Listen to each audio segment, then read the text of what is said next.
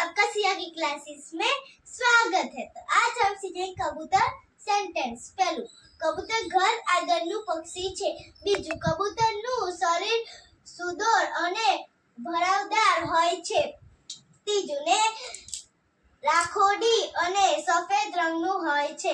ચોથું, કબૂતરની ચાંચ નાની હોય છે।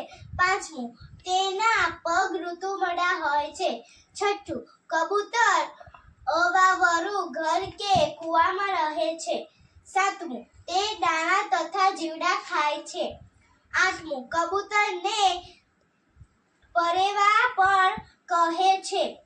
નવમું, કબૂતર શાંત સ્વભાવ વાળું પક્ષી છે। 10મું, કબૂતર શાંતિનું प्रतीक मानवामा आवे छे। Thank you. अभी हम नेक्स्ट वीडियो में मिलेंगे। मेरी चैनल को लाइक और सब्सक्राइब करना देखना मत भूलिएगा।